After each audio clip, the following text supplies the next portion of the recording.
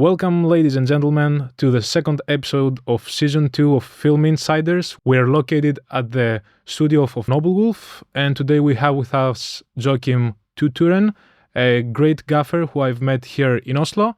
And yes, man, welcome and thanks so much for joining us. Thank you for having me. Great. I just want to get straight into the first questions, just to warm up a little bit of just first start, what is a gaffer? Because I'm guessing a lot of people that they are not into films, they don't even know what is a gaffer. So if you can explain what you're doing. Well, my role on a film set is, I'm about to say problem solving in the light departments. It's renting light equipment and making sure that they are that they work for the production or for our intended use. If the production is larger than that, I would have to delegate that to somebody else who can take some sort of more responsibility. But I shape or I collaborate with the DP, and we try to figure out how the tone of a scene is going to become or be. Where the lights, are we doing, is it a realistic piece or is it fictional, like the light source? Yeah, to some extent, if it's just to give a tone and a feeling to the lighting, you're the guy who is helping the DP. You're the first man who talks with the DP. The DP might have a desired tone of what the piece is going to be. And at times I try to build upon that. I don't try to create something new. I just try to create something, or I try to build upon the piece that he or she desires for the end product. Okay, cool. And I'm guessing it's also you who have the technical expertise when it comes to lighting. So the DP doesn't care about taking notes of how much lags we have here. I guess you're the one doing that. It depends on the photographer. Okay. Some DPs like to have more insight to light department. Some people or DPs like to have leave total control and trust the gaffer and what he or she is doing because everybody's on team, so everybody won't to lift everybody up. Absolutely. Righty, I want to get back to that, but I would want to dive into how did you start? What was the initiating point for you? Was it something you were planning on, or it just came to you somehow, and how it came to you? I guess it started when I was at Westerdals, when it first was its own school. I had a friend that worked with a production company, and I looked at this friend as quite inspiring. He showed me a lot of projects he was working on, and they looked pretty cool at the end product. So after a while, when the production became bigger, I was able to tag along with some of these projects. And I got to show my face a little bit more, but it started off with making sure that the coffee was ready and people were hydrated, picking up people. It started off like a PA, in short.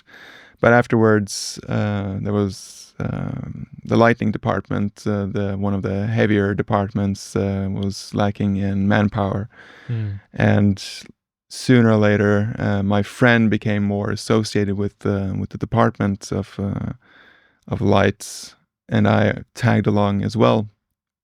And from there, I more DPs and best boys allow me to stay under their wing and let me learn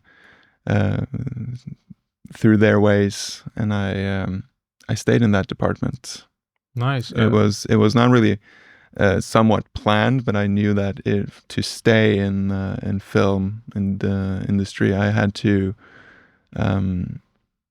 not pick my fight, but I had to do what had to be done, and with a good attitude. I see. So have you studied it or not? Did you go to a university to study specifically gaffing? Maybe even after the fact? Not at all. I didn't study lighting. I learned by doing and by making mistakes. I learned at school. I learned most of how to tell a story, like how to build a story from characters, and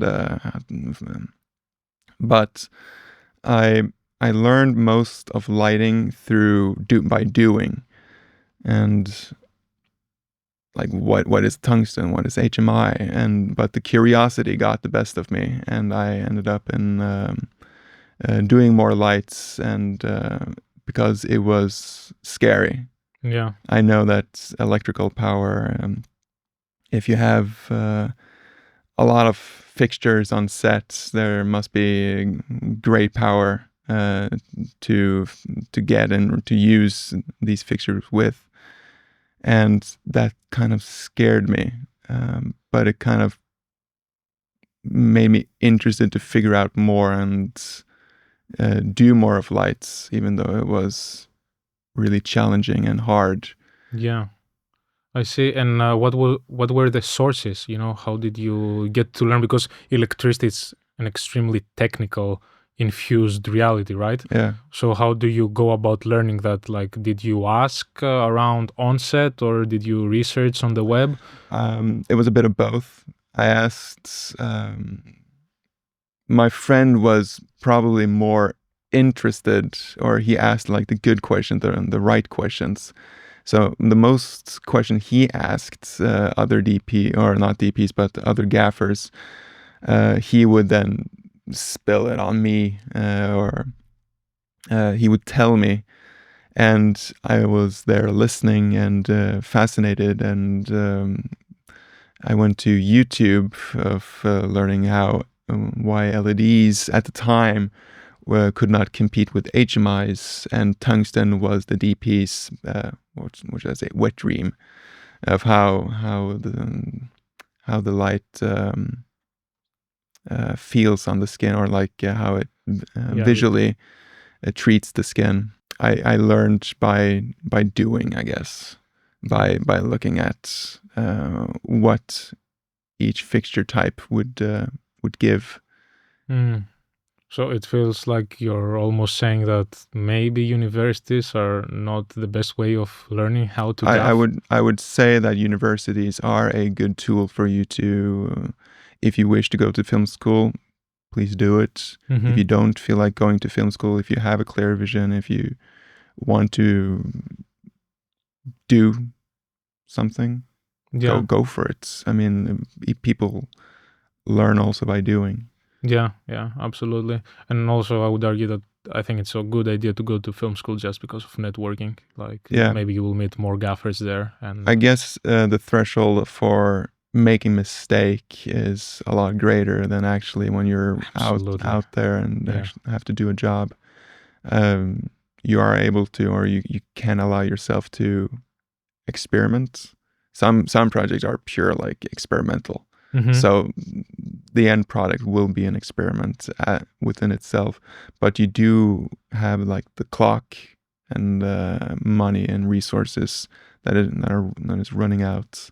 Mm-hmm. But in school, I guess it's the energy and the time you put into it, and money to a certain degree. Yeah, and you don't have like producers that they have like too much like they're actually stressing about money, you know. Like, so you don't have to care about that when you're in the uni. Of course, but I think it's a good practice to have that in mind. Yeah, absolutely. Like you don't want to use other people's free time, or you don't want to take advantage of that. Yeah. People might remember and don't really want to work with you if you're just one that take advantage of free labor. Yeah, absolutely. I agree with you on that.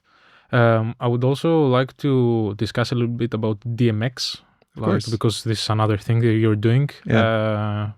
And as far as I understood, you're doing it like a lot as well. So clue us into what is DMX and why you're using it in the workflow. DMX or CRMX. It is something that allows you to communicate with a fixture wirelessly and giving it commands, and not to go in too technical, but it allows you to give several commands to certain light fixtures if they are LEDs.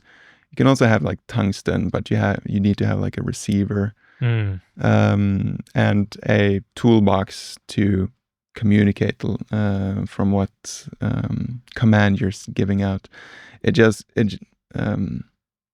I didn't start with DMX until like the second season of a TV shoot. And because I wanted to try it out, I was inspired by one of the gaffers I assisted early in my career. And he showed me this tool, and I got intrigued of how quickly and how fast he managed to work. That fascinated me, but it costs a lot of money to like get into DMX or anything like that. So I made the leap and decided to spend some time, learn it, trying to figure out like easy commands and dimming, color temperature, crossfade, RGB, and to some certain degree like animation.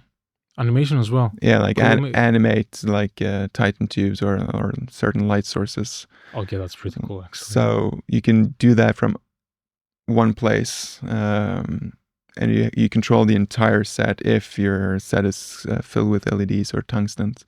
There's a certain degree with HMIs, but some ballast allow you to dial in with DMX or give a DMX command, but they're limited. Okay, I get you now, like why you're using DMX. It's essentially to have like a more concrete workflow when it comes to using more than two fixtures, let's say, on set. Like you have more control over tons and tons of lights on set to some extent. Let's say that you have like two HMIs, like M18 are widely used, and the DP asks you if the light source can be dimmed down. And you go to the ballast, you are spending time to walking from wherever you are. When you received the message, you have to walk to the ballast and then you have to dim it down. But you can only dim it down to what I believe is 70%. So it can go from 100 to 70. But if the DP asks if the source can be dimmed even further, you would then have to physically move it further away from whatever you're lighting. Yeah. With LEDs, there's a question of quality in the light and the light itself. However, it is a lot faster when the DP asks you if to dim down the fixture from whatever percentage it's from, all the way down to 0. You can do that from wherever you are. You don't have to go to the fixture. You can just stand there and dial in whatever command the DP gave you. Yeah, I think that's really practical. And if you do that for like an 8-hour day or 10-hour day, and you imagine how many times you do that, you probably save up half an hour. Yeah. Like that's a half an hour of shooting or a half an hour of rigging. Yeah. Depending on how far the fixture is, of course. Yeah, because I remember the first time we've met, or the second time that I came along, I tagged along this production that you were working on. Okay. I remember you doing exactly what you're describing, like getting up and down all of the fixtures, like from your iPad, like, and because it was like not the best scheduling, and they didn't tell you like, okay, now we're start rolling, or now we're gonna stop. I remember you like fixing everything from DMX like really fastly to kind of try to reach their pace. And I remember, like this guy is pretty competent. And that was actually that was the first time I was like, okay, this is like a great dupe, Gaffer, you know. Well, thank you. Because I mean, like in real life, I think this is what makes a good Gaffer from a okay Gaffer, like to some extent, to be able to tag along with the pace of what is happening on set. It's trying to play ball with Messi or any of the high-end football players when you're on set. But it's mostly teamwork. That's or clear communication. But sometimes things aren't really aligning together, so you have to do as best as you can and definitely DMX really helps on set, and especially with the Hollyland solid comms headsets. I find it quite nice to have, like, the sound quality on the headsets are clear enough for me to understand if you mumble. Yeah. Like I've experienced a few times. It's difficult on a standard walkie-talkie. Get embarrassed of saying, "Could you please repeat for the third time?" And it kind of gets like embarrassing. Like, Yeah. I know I can hear, but like it's really bad for me to figure out what you're saying. Yeah. I get you. Righty. Maybe we can discuss a little bit now um, about mentorship. If you had any mentors that you were really proud of working with them, and how they shaped your way of working and like maybe your style as a gaffer. Yeah. I've had like a few strict mentors, and I think that helps me becoming more disciplined, knowing that if your standards drop,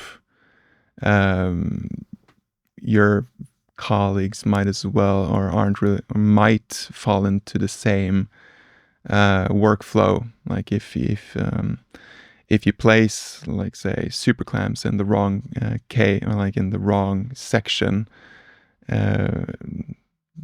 the cookie crumbles. Things might just be placed in a different way, or like you don't really have a care of where things are placed as long as it's in the truck and you drive off. But they taught me to have discipline and a system. Since if I don't have a system, and from where I'm working from, if it's the car or studio, if I don't have a system to follow, then nobody else might as well, or they might not have a system to follow as well, and it might just get chaotic, and your workflow in the production might decrease, and you're looking for things that's not supposed to be there, and you're wasting time. They also taught me, or some taught me, never to run. And at the beginning, I thought, like, why aren't you running? You're saving time. You're like physically running. Like, right? You're physically running. Yeah. Like they told me strictly, don't ever run, because if you start running, you are giving the impression that we're behind schedule. And if you happen to have stepped or plant your feet wrong, you might injure yourself, and now you're one man down and you're even further behind schedule. So the risk of running isn't really worth it. But if you walk quickly enough and people notice it, you are focused. You have a different mentality on set. You are getting that super clamp, or you're getting that C-stand. It is I think it's good practice, I think. And there's been this gaffer, I've never really seen him angry at all. He was, even though we were so far behind and one thing failed after the other, he was never angry. It was important to him that the people that worked with him wanted to come back with a positive mind, with a good attitude, and he didn't want to scare his assistants away. And I think that is quite a great work ethic to have, since you do want to come back to work without having the fear of doing something stupid, or depends really on what you're doing. That might be stupid. Yeah. But you don't really want to believe that if you give me a big C stand and I ask for a small C stand, you shouldn't really be feeling the fear of the boss or your leader of taking his anger out on you. Yeah. And I found that quite motivating. Yeah. And I remember when I was an intern, this was not a gaffer. This was actually a DP. At my last year of school, we had this month we were going to work in the industry. And I remember this DP, I was his assistant for the time on what I believe to be my biggest commercial at that point in time. And we were chasing the sun, and the sun was going down rapidly. And we were going to film this exterior shot, and we didn't really have much lighting control. I forgot the lenses in the car, and I knew I messed up. Yeah. I knew that I messed up this commercial, this whatever the budget was. Yeah. I've messed it up. And I could see the DP's disappointment in his eye, or like the frustration was probably building. Yeah. But I was nearly on my knees, like I can go run, I can go get it, and he just not like go get it, please, with a calm manner. And at the time I was running, so I wasn't really, I wasn't never aware that you shouldn't be running, but I was running on uneven terrain, and I got to the car, grabbed the lens, fetched them back, and we got the shot. Yeah. But at the end of the day, when I was in the car with the DP, I was like, I felt the guilt of nearly ruining a planned shot because my stupid ass couldn't really remember the lenses. But he told me that if you're ever like in a certain similar situation, do not, like, the anger you might carry or frustration, don't take it out on anybody. Like, use the energy that you have to solve the problem, not like beat somebody up. Yeah. So I remember, I still carry those words to this day whenever I'm on a project. Like, if shit hits the fan, try use the energy that you have. Even though it might be tempting to lash out on somebody, try to use it on solving the problem and try to do the best you can try to do the best you can in the situation you're in. Yeah. I think keeping your composure is not just like a good thing to do. I think it's strength to a great amount, because like it's so easy, like just to lash out to someone, right? Yeah. Like it's extra easy when you have been like 10 hours on set, and then like everything seems to get on top of you. Like then it's easy like to go someone that is under like you, Yeah. and then be like, oh, what did you do there? And then get all of this bad energy to someone else. Yeah. But in my estimation, if you do that first, that's weakness. And the second thing is like, you don't motivate people to solve the problems that they might occur on set, right? So I think it's also unproductive to a great extent, because if you are working in fear, like you're gonna be unproductive. But if you live, but then if you have like a leader, maybe the gaffer is like, okay, whatever problem you might create, or maybe it was created by something. If the attitude is like energetic and optimistic, I think this is how sets work the best most of the time. Yeah. And also, I think this is the main thing that is gonna make someone go back to working with someone, right? Like it's like, oh, I like working with this guy because he's positive about solving things, and then we're actually solving the thing. So it's nice working with him. He's really competent. I'm learning from him. We're solving the problems. So it's a win-win for everyone if no one is lashing out. So it is, and it's easy to know which one is slacking and which one is making the efforts. Yeah, absolutely. Righty. This is a question now that a lot of people don't, even people who are working in the film industry, I think they don't have like a clear answer to that.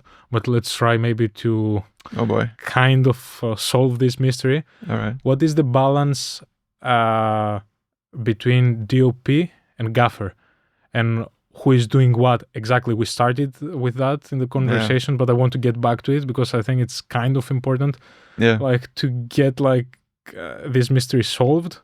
And also, how much creative input do you have as a gaffer? Like, how much, like, do you, like, how much creative freedom do you have there? Like, can you say, okay, I want the light to be like that, or you don't have like any creative freedom and you just do like the technical stuff? It really depends on your companions, or you're not your companion, but your partner in crimes. There are many DPs when we're on set, like when we're filming. I would ask usually where the camera is placed, since they would give me like an overview of the shots and the placement of everything. But I would take it a step at a time and ask, like, are you coming here, or where do you feel like you're filming next? And wherever the DP desires to place his next shot, I would then know where the face of the actor is placed, and I would then spitball like a rough idea of, should we place a light source here, probably not some negative there, and maybe a key light over there, as a first rough idea of it. And sometimes the DP would shoot down the idea, and sometimes the DP would build upon that idea. And if we have more time, we would spitball even more, like how can we make the background look more interesting, and how can we are there any ways we can separate the background from the actor, or maybe the actor is feeling down, maybe we could change the few positions of the lights to reflect what the character is mentally feeling. But at the beginning, some DPs I've worked with have already created a list of fixtures. So sometimes I receive the list and I make tweaks to what I feel like is necessary, and and we will discuss, like I would listen to the idea of the DP, like, why did you put these fixtures? What are your ideas, or what is your idea with this grip equipment? Sometimes the DP would not talk to me until I present a list. Well, they would talk to me, but we would discuss like how we would light it. And sometimes on location scouting. Location scouting. Right. We would then have an idea of where the camera is and where we could place our lights. Do we need a large fixture? Do we need smaller fixtures and place them a little bit here and there? But I do get a lot of freedom to pitch. Sometimes the DP are just so head deep in the production, or like talking to other departments. And I feel like I have the freedom to, most of the times, to pitch an idea. And the usual response is, if you can make it in 5 minutes, great. To some extent, it's almost like your obligation, it seems like, or your responsibility to come up with ideas and then execute them fast, so you can lift up the production value and also kind of make things look prettier and make the DP look prettier as well. But this is where everybody is lifting everybody up. Yeah. If you have like a good assistant that really wants to do like a good job, you can have like a base for all the light equipment. And sometimes I praise to the assistants that builds the fixtures on a C stand, or it's ready to go. And I have this idea, I pitch it to the DP, it's good to go. And if the assistant has everything lined up, it's going to take me a lot it's going to take me less time and then 5 minutes because the assistant has already prepped the fixture beforehand. So the assistant is lifting me up, and I am trying to lift, or everybody's trying to lift everybody up. Yeah.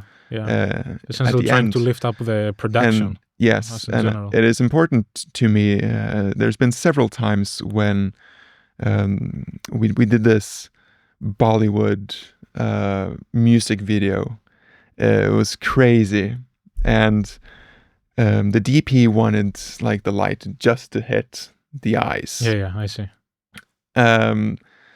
But I had this fixture, this LED, but you could see the aberration. You can see like the magenta, the green, and it wasn't really appealing. Yeah. And I was standing there like, oh fuck, what am I going to use now? But my best boy had this, like, it was so easy. We can just pan the HMI and then we got what we needed. And DP was like, there, that's it. That's the one. And it was important to me to acknowledge that this idea came from Best Boy. This was his idea. It is important to acknowledge that this did not come from me. This came from my Best Boy. And he also has great ideas. And it is important to also see him as a great asset to the team. Not just for me, but for the rest of the production. I think that's just in general a good idea, that if someone comes up with a great idea, you should prioritize if the idea is good. Yeah. And not if it's a PA or whoever said that. If it solves the problem, like, go with that idea. Yeah. And don't go with your ego because you have the saying, the final saying. Of course, it's more complicated than that because you cannot always have like the best boy or the PA spitting out whatever idea they have, because there is a reason they're still PAs, I think, or you are still a best boy. When you start out, like, probably 95% of your ideas are gonna be worse than the gaffer or from the DP. Yeah, right. Just because of different, just because of you still don't have so much experience like in the industry. It's just that, I think. So it's not that you're not as smart as the gaffer or whatever. There are best boys there that have a lot more experience than what I have, and Really? yeah, absolutely. And I think that some people out there, they wish to only do best boy or best girl work, and I respect that very much, since they get like the best of every gaffer, every project they're on. They're solving problems. They're thrown into new things they're having to deal with. So I think a lot of best boys and best girls have a lot more experience or a lot better problem solving than what I most likely am. So I would, I still would think that there are some people that desires to just be the first assistant to the gaffer. I see. Interesting to hear that. And that is even in focus pullers. This I can kind of get, but because I don't have anything to do with the lighting department yet. I haven't worked really on that. I have worked as a second AC, but not as a best boy, so I don't know the relevancy there. Right, I would like to change a little bit the topic here and discuss about get into pre-production. Yeah. What is it that you're doing in pre-production, and what are some steps that you have to take to be prepared for the actual production? Depending on the type of production, if it's, well, let's say it's commercial, I would then ask for a meeting with the DP, and we would go through some of or the idea of the project, some references, and some desired shots. We would go through locations. This is all if I'm not on the location scouting. Most of the times I don't get the privilege of being a part of the location scouting. But so I'm just building the example of this. We would then look at the location photos or photos of the location, and we would build up a plan. And from the meeting, I would have written down a list of equipment, and we would draw camera movements and what we would need to perform the desired shots. And so, still in pre-production, I would then ask for an offer from the rental houses. Like, this is our desired list. What offer can you give us? And whatever offer they give us, we hopefully the producer has told you what the budget is. Sometimes they keep their cards close to the chest, so you would ask them for a desired list. But if you end up having to reduce the list, you would do according to how much budget you have. Mm-hmm. Or the producer would then give you a thumbs up and everything is and you're ready to go.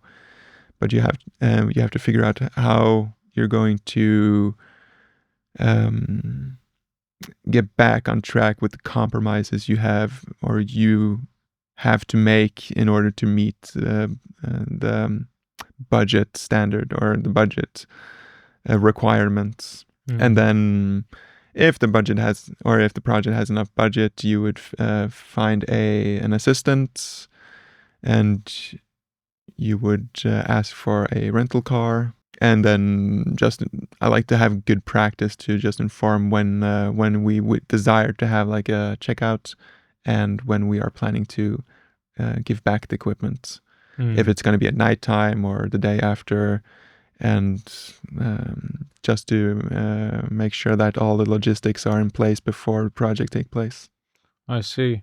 What about lighting plans? Do you create those? Yeah, we do create that during the meeting with the DP and the Gaffer. Mm-hmm. You walk through the idea of what you want to create, and this is the place where you can spitball, have some ideas if the DP doesn't have any specific plans or any desired lighting setups. Then you start spitballing, and you can bring up some references and some earlier projects you have been working on to say that this might be a great fit for our projects. We have some water in this area, and we have a plexiglass. We did it this way. Perhaps this is something similar we can do here. If you're planning on a huge wide shot, perhaps we should have some extra HMIs on this side. Maybe it's a good idea to have like a Jenny on set. Yeah. Then we would have to have extra cables, or we would think about the sound department, just to make sure that we aren't creating too much noise on set, that it's both usable and workable. Okay. Last question about the pre-production. I know there are like some apps I've heard some gaffers are using. Oh, Do yeah. you use any like phone apps maybe that you always use like even for pre-production or even when you're in production? Quick break to give a shout out to our sponsor, Noble Wolf, your media production house for producing live streaming, podcasts, and commercial video productions. Today we're recording at Noble Wolf Studio. They were kind enough to provide us with the space, equipment, and technical expertise. If you're running a podcast or considering starting one, check the link in the description to book Noble Wolf Studio now. Back to the podcast. I just know the symbol of it. I think it's called Helios. Okay. An app that shows where the sun position is. This is when you're on the location scouting, would figure out where the sun is at all times. So if you do get like a sunny day, it is important to know exactly where the sun is going to be placed at whatever time you're shooting, and looking for power boxes, like or where to power your fixtures, where to and how much cable you might need, and where and how far from set is the nearest power outlet. So Cool. that is something you do when you're on location scouting. And the app I use to when it comes back to DMX is Blackout Lighting Console. That's the tool I use when you're asking about apps. This is only for iOS or? It's only for the iPad, iOS. Yeah. Okay. This is something as I far as see I know. happening over and over again. Yeah. A lot of the great apps when it comes to DOPing, gaffing, it's only on iOS. It's not available on Android. A lot of things. Even the thing that you talked about, the sun position, the best app, I think it's on iOS. I will link it up like in the description. And also another app, I think it's really great for both gaffing and DOPing. I think it was called Sidus Link. Yeah, it's from Aperture. Yeah. Is that good? Are you using that at all? I'm not familiar with it, so I can't really comment on if it's good or bad. But I think it's the pros use it. So if the pros use it, there's a certain expectation to its performance. So I haven't touched it. I know about it, but it looks like a powerful tool as well. I haven't touched it myself that much, but I'm thinking of starting using it a little bit more. Yeah. No, it seems like a great tool to use. If it works for you, it's something to consider. Okay, now we're getting into the questions I really care about. Right. It's righty. Let's talk about recreating daylight indoors. And how do you create like realistic indoors daylight without making it look sourcey? Because I see like a lot of productions that the feeling of the light, it feels off, it feels sourcey, it feels like it's coming out of like a fixture. How do you make it look realistic? What are some tips that you're using to avoid this really sourcey like effect? Well, it really depends on the project, like what the look of the project you wish to create. But if you wish to have like an even spread and not really like a hard source, you could either booklight or a bounce. You could have depending on how large the window is, but let's say it's a standard square window. You can have like an 8x8 or 12x12 ultra bounce, or you can have bleached or unbleached muslin, and have like your fixture source from below pointing up to the sail, 12x12 frame, and then bounce the light in. It will even out the source. It would since most of the light is traveling from the fixture from wherever you're bouncing, and then when it reaches and it deflects back or to the place where you'd like to light up. But you do then create a much more even source. You don't get like the cob lights, or you don't get like the harsh lights. It's of course you might still want to come in with a few diffusion frames to soften even more if that's what you desire your subjects. Or if you don't have any fixtures available, you could place a diffusion frame or 12x12, whatever you floats your boat, in front of the sun, and you would diffuse that. And depending on your desired strength of diffusion, you have lit up your scene. Okay, so essentially, what you're mostly using is like a really strong light, HMI or whatnot, and then you put outside of the window, and then you're kind of like expanding the surface area of the reflected light of like of a screen or whatever you're using, like on a 12x12. And I'm guessing like the bigger the frame, the softer it will get, right? Yeah. Well, if we work off, if it's let's say that it is, let's create the setting. If it's a cloudy day, the sun's not there, but the project requires that there is some sort of sunlight coming in. It's not too harsh, but we need to have like some warmth. You can there are several ways to do this, and none are wrong. You could place the light from below and bounce it from whatever fixture you desire. And now LEDs can power they are 5 kilowatts, so they're quite punchy. But if you're using tungsten or HMIs, whatever is most logical for the project, you would use your fixture to either bounce from a 12 by 12 or whatever size you have back into the scene, or you can have a fixture quite high up, either in a cherry picker or on a stand on an easy lift. Yeah, easy lift. Mm-hmm. And pointing down through a diffusion that would even out but it might create a little bit more harshness. But it all depends on what you're desired to achieve. Yeah. But there are several ways to tackle this problem. Or if it's a sunny day, if you know that the sun is coming in to your scene, you are on a time limit. If the sun is gone, it's gone. You might have to wait for a cloud to pass by, and then you can start shooting again. But it all depends on what the budget the production have. But those are three ways of shooting, or either working with realistic sunlight or daylight or recreating. Yeah, I think the main advantage of recreating the light of sun, even if you actually have sun outside, is that there is not a lot of fluctuation because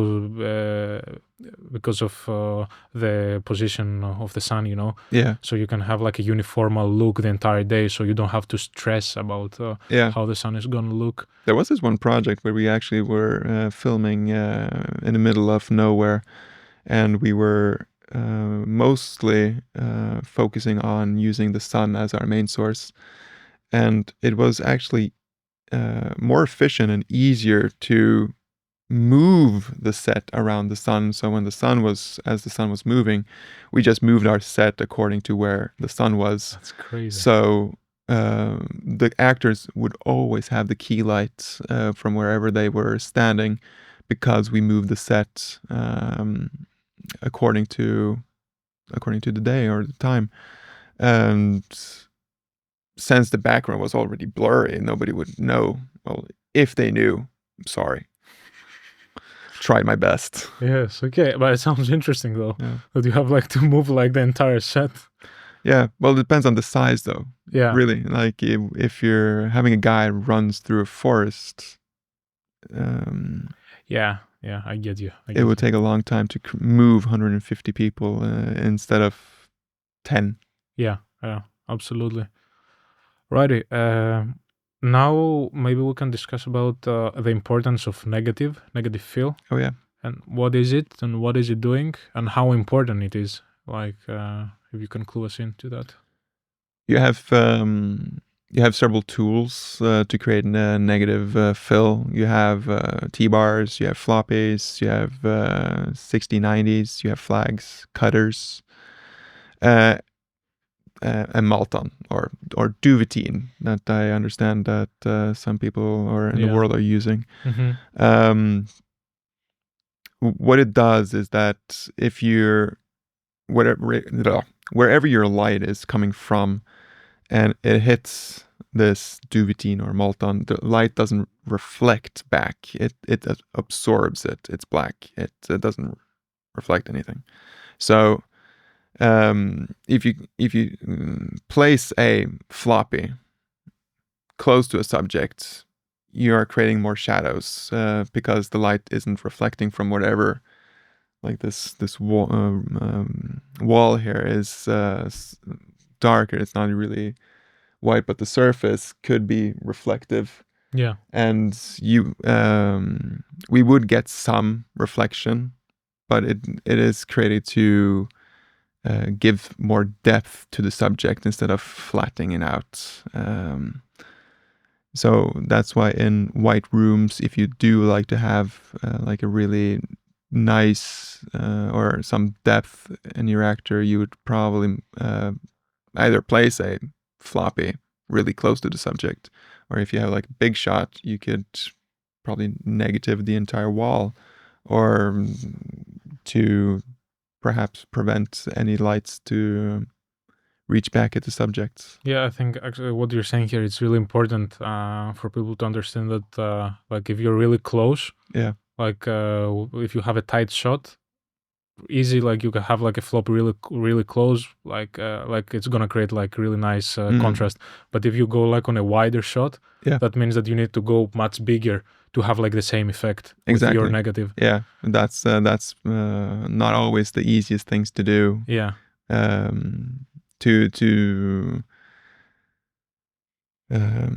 To create the same look on a wider scale, if the budget doesn't really allow you to do so. But that's when you have to get creative. So, and that's when I find it quite helpful that all departments are trying to help or wish to help each other, and like we all want to have a great product. So if there are any department that can help out each other, we would do so. Yeah. Not to deviate, but I do remember this TV series where we did have these floppies, but they also work perfectly for sound.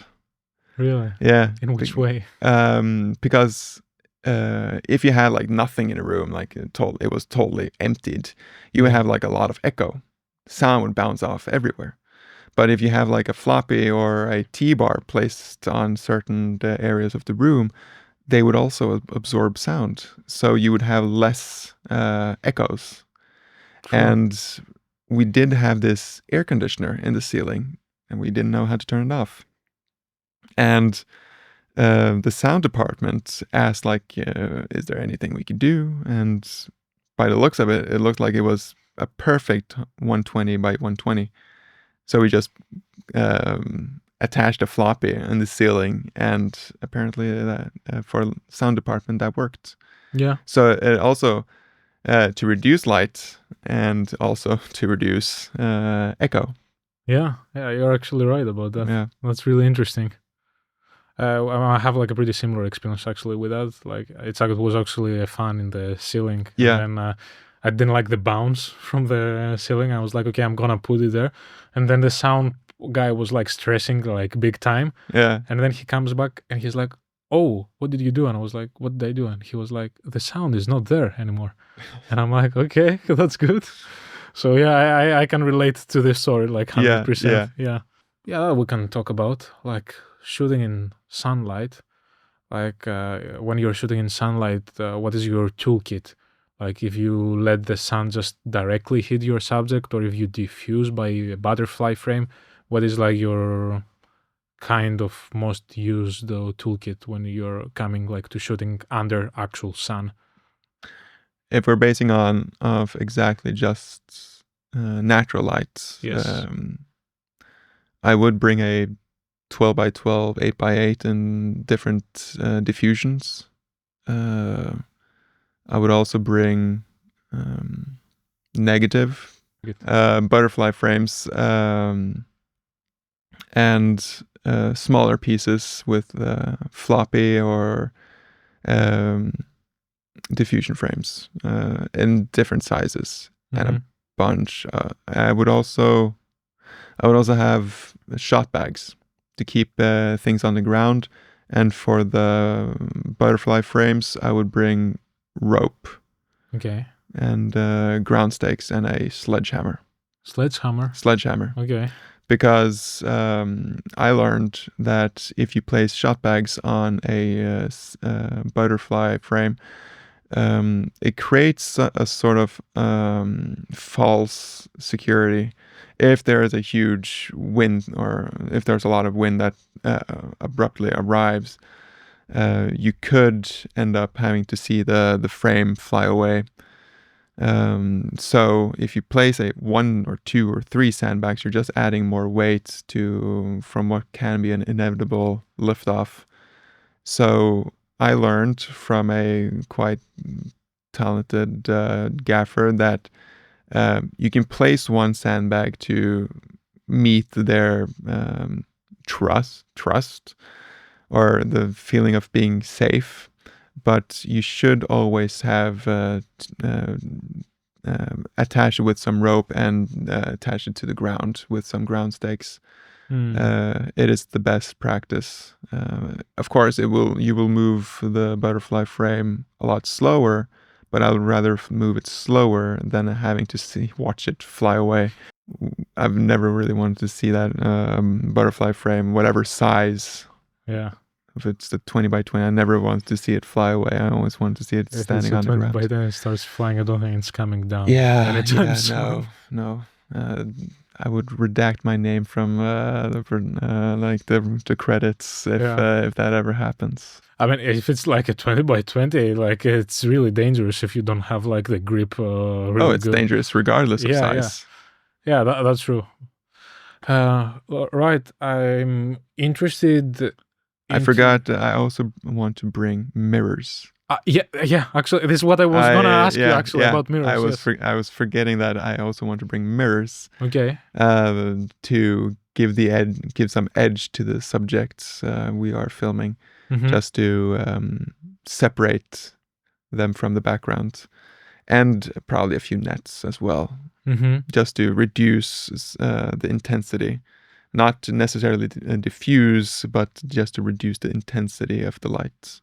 Okay, so like, do you bounce off the sun or do you bounce off like fixtures with your mirrors? If we have like a bright sunny day, I would use the mirror to reflect directly to the subject. I would then use some nets to reduce the intensity, or find a sweet spot between where the roll-off is. Okay. You also have like what are calling it, light bridge in certain diffusion, so you can diffuse the beam of the lights. It looks wonderful. Or you could use a poly to just bounce for the fill. Or some unbleached muslin, or depending on what you're trying to achieve here. But it's a good thing to know beforehand what you want to do, or like what the project is required, or else you're just going to have like too many tools, and you're not going to use all the tools because the project doesn't require it.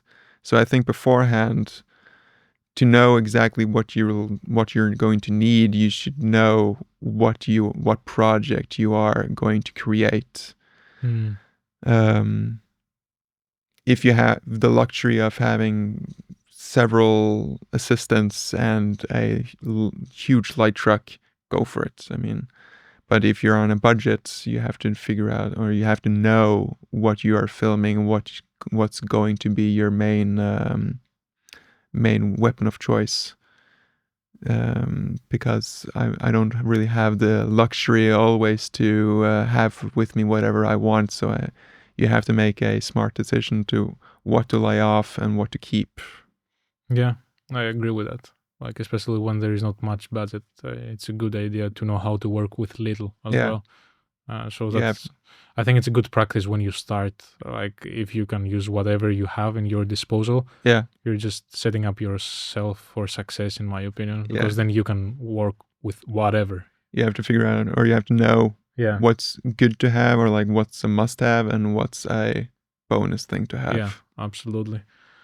Righty, let's get to the next point or question, which is, how do you keep, when you're working on a feature, on a feature film, how do you keep the light uniformal across shots? Because sometimes you're shooting a scene, but then the scene wasn't finished that day, right?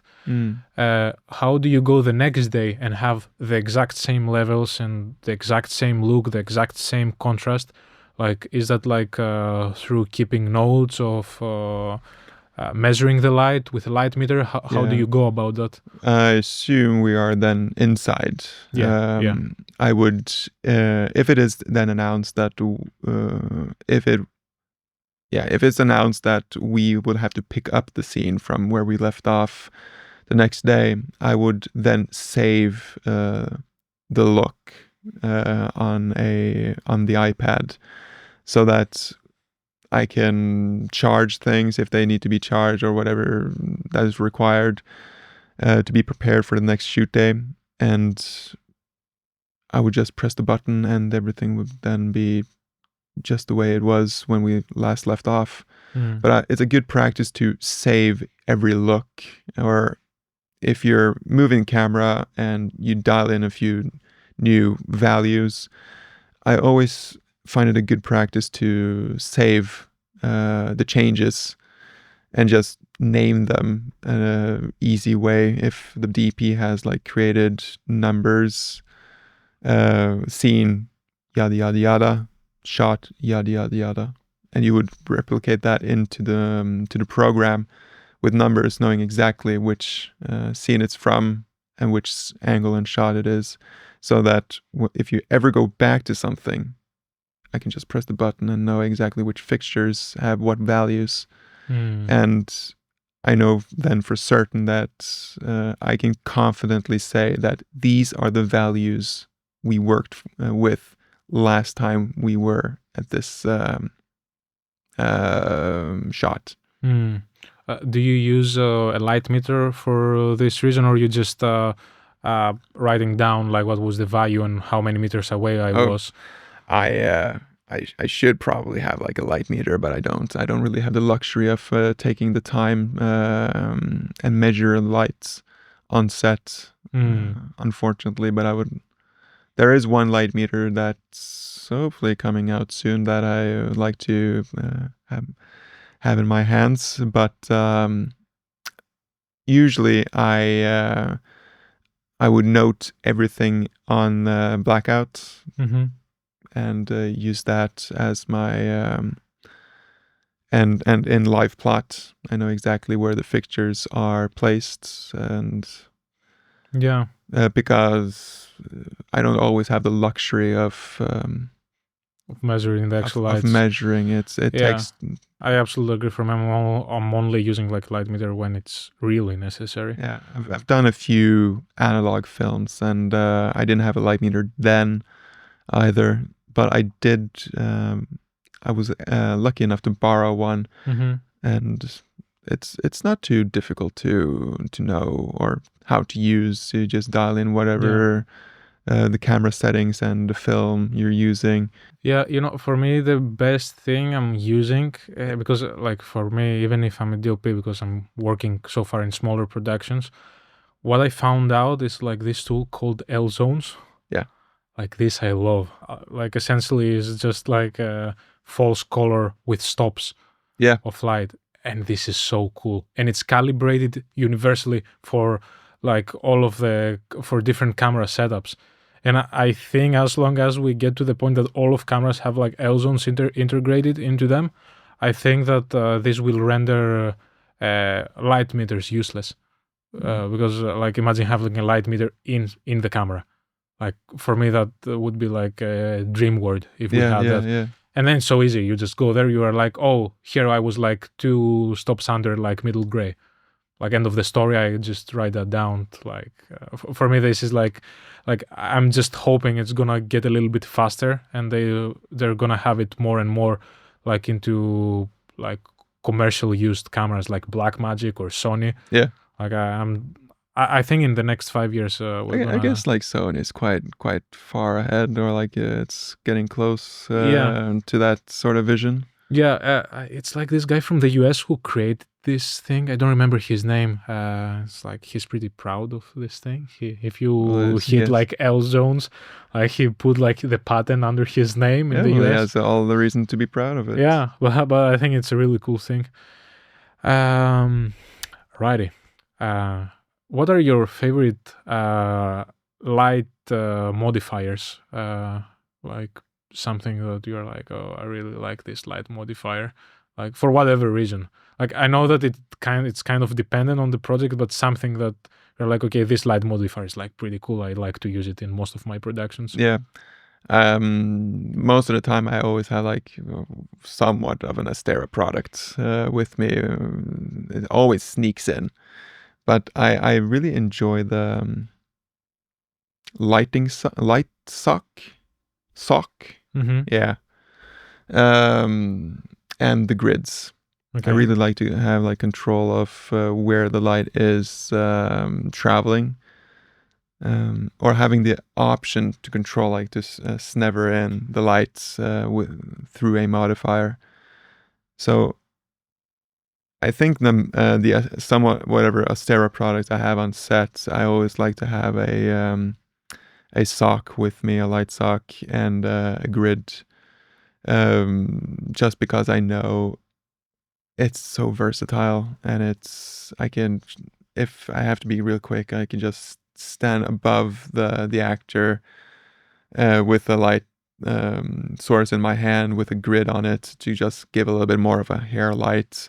I'm just out of frame, or I can just have the sock in my hands and create a nice key light if anything else is on stands. But if it's something I could quickly get in, I could, or if it's a walk and talk, I can walk with it.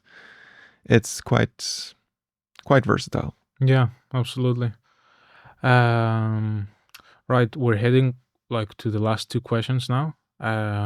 First, I would like to ask you like what keeps like your spark alive, like what keeps you doing that, like what keeps you doing gaffing jobs, like what is the returning point to you that it's like, oh my god, like this is like refreshing, I want to keep working with that. Yeah. So if we could get into that. I think I like that no job is the same, even though I do the things that I do might look like the same, but I never really have the same like problems that I have to solve on set. Those are changing quite rapidly. Like I learn new problem solving skills, and we're never on the same location usually, and it's just meeting new people, like network building, or if it's not network building, you've probably made a new friend from set, and you can talk and support each other on your journey to whatever you feel like it's the end game. But I never get tired of doing what I do, even though sometimes what I do might get escalated to something much bigger, but it's the same thing that I've always done. It's just a bigger on button on the fixture. Yeah. Or it's a bigger diffusion frame. So what I do is that it always changes in size or problem solving. So that what keeps me at it. It's and learning where if it's something that's really really tough and heavy, technology is getting we're getting so far that I never thought a LED could pull 5 kilowatts, and it's just a massive fireball. Yes. And I don't know where the industry is going to be in 5 years. We might have like a 10K LED. Who knows? Yeah. Maybe not 10 years, 5 years. I don't know where we're That's kind of interesting. Like, what do you think? Maybe we can intersect here and like talk a little bit about HMIs and tungsten, and also now LEDs. Like, maybe like what do you think about those different light fixtures, and what do you use mostly? I think for me, I use mostly LEDs. It's mainly because I see them as a multi-tool kit in a sort of way. I could control them quite fast and easy. However, the quality of the light might not be as good as an HMI or the tungsten light itself. So if I do have budget, or I do have the hands to pull off with HMIs, even though I haven't really rented an HMI in a while, I know that the quality of the lights is better than LEDs, and I know that actual tungsten is better than LEDs. but it is the challenge to bring it home within the time frame we are given. That's the challenge. Mostly for me, it's we try to pull it off as best as we can, as the shortest time as possible, or within the time frame at least. Okay. And if we have tungsten, we can dim it up and down from 1 to 100, but we would have to modify it a lot more. It's going to get a lot hotter on set. Yeah. And HMIs, I can't dim it fully down. You have to pull it further away. Yeah. They're heavy. They require a lot more power. LEDs, they don't require a lot of power. Well, depending on which one you're using, and they give somewhat more output. But the quality within itself isn't equal to daylight. They've gotten a lot better for tungsten, but they can't really change the fact that tungsten is tungsten. Yeah, I see. When you say quality, what do you mean by that? Like there are a few, like the way we look at light. Aperture just came out with this Blair engine. If you would compare a source with theirs, you would see that their white their white clothing would pop more because their Blair engine is closer to the quality of the light that the sun gives. It is measured in SSI. Yeah. How closely can you get to the source that creates this light? And they have sources for tungsten and sources or measurements.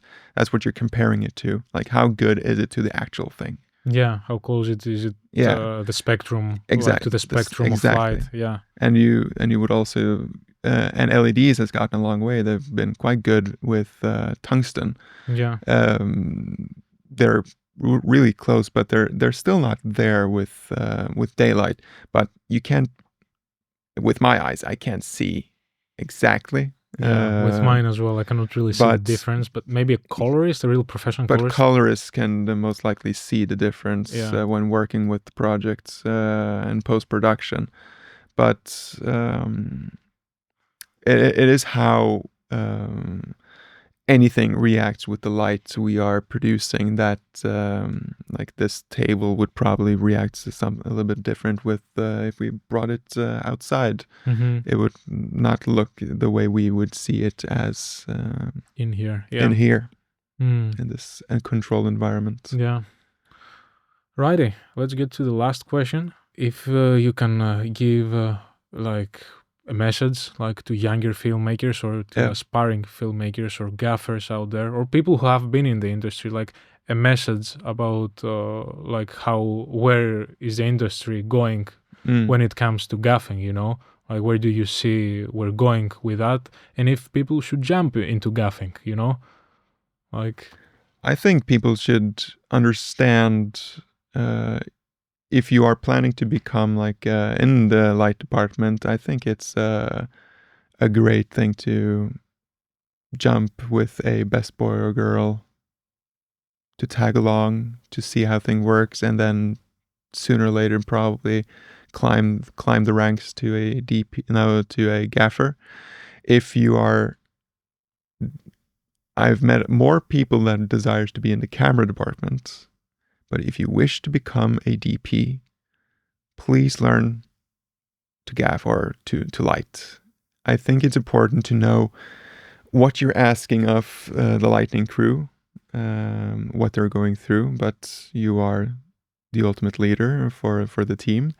But I think it's a good thing to know what the team you are working with is going through. And to have and to create the vocabulary with each other. Yeah. If you're planning on to jumping into the camera department, I think it's a good thing to have stumbled or worked across the light departments to know what you're going to communicate with, or what we're going through. I think that is Be open-minded. Have a positive attitude. I think having a positive attitude is great. You will be remembered more than a person that is really good at their job, but have a crappy attitude. I think having a good working attitude is key. You will be remembered, and people will want you to come back to their projects. Be positive, even though it might seem difficult to be positive, depending on like the time of the production, if they're going through something difficult. Trying to find peace wherever in chaos. And I think people would like to have you on their team. Great. I think actually that's a really nice closing statement. Like try to find also peace like in productions and be positive. Yeah. Great. Joakim, thank you so much for joining us today. Thank you for having me. It was a pleasure talking like with a gaffer. It's been a long time since I was trying to find like a gaffer actually. So for me it was really thank you for being patient with my responses. No, I wasn't just patient, I was actually having fun like listening to you. So yes, guys, thank you so much for joining us today and see you next time. Great, that's it. Thank you so much.